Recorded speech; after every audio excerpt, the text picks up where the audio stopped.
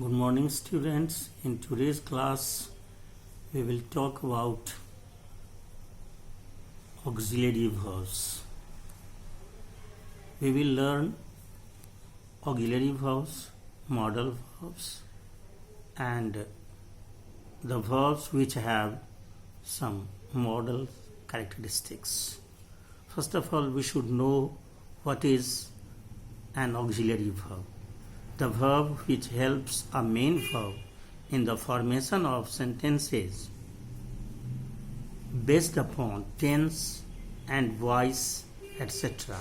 It means if there is only one verb in a sentence, that verb is known as the main verb. If there are 2, 3 or 4 verbs in a sentence, the last verb of the sentence is known as the main verb, and rest of the verbs are considered to be helping verbs. Some examples. Tina had taken the shortcut. In this sentence, had is helping verb and taken is the main verb. This sentence is based upon past perfect. The little child was crying. This sentence is based upon past continuous tense, and was is helping verb and crying is main verb. I was asked to submit my papers. This sentence is based upon passive voice, and was is helping verb and asked is main verb. Some important functions of auxiliary verbs. To form questions. In this case, auxiliary verb changes its place with the subject, such as I can help you. This sentence will change into can I help you. Second one, to form short answers. It helps to form short responses, and the main verb is dropped without changing the meaning, such as can you help me clean this room? Yes, I can. There is no need to write help you clean this room. Now, to avoid repetition, we use only auxiliary verb to avoid repetition, such as bring all that you can. Means there is no need to put bring again. Fourth one, to form question tags. We often use tags to check or reinforce information, such as you can swim, can't you? And the last one, when a statement hasn't an auxiliary verb, we use the auxiliary do in the question tag, such as you like sweets, don't you?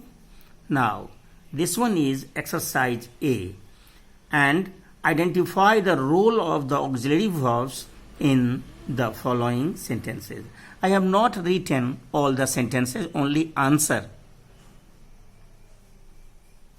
have been given. First sentence is based upon question tag. Second one, present perfect tense. Third one, yes no question sentence. Fourth one, question tag. Fifth one, yes no question sentence. Sixth one, passive of simple past. Seventh one, yes no question sentence. And eighth one, question tag. Now, this verb has 3 kinds. First one, primary or main auxiliary verb. Second one, modals or modal auxiliary verb. And third one, other auxiliary verbs with the characteristics of modals. Now, primary or main auxiliary verb. The verb which behaves like a main verb and auxiliary verb both is called the primary helping verb. The total number of this verb is 3, that is be, do and have. Uses and some examples also. Be, to form ing forms for making continuous tenses, such as she is playing basketball in the garden. Is a helping verb, playing is the main verb. To form passive voice, be plus past participle, that is V3. The shop was closed. Was is helping verb, closed is V3 form. Now main verb. Have. To form perfect tenses such as she has gone to Delhi, present perfect tense. Has is helping verb, gone is main verb. He had not informed them. This one is based upon past perfect tense. Had is helping verb, informed is main verb. Do.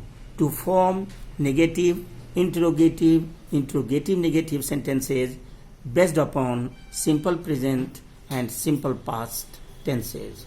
After WH word, do, does or did is used. It means just after WH word, any of the three will come, such as he does not like tea, do you like tea, don't you go to school daily, he didn't go to school, why did he go? To form emphatic sentence, he does seem very tired. So dear students, for today it is more than sufficient. The rest will be taught in the next class.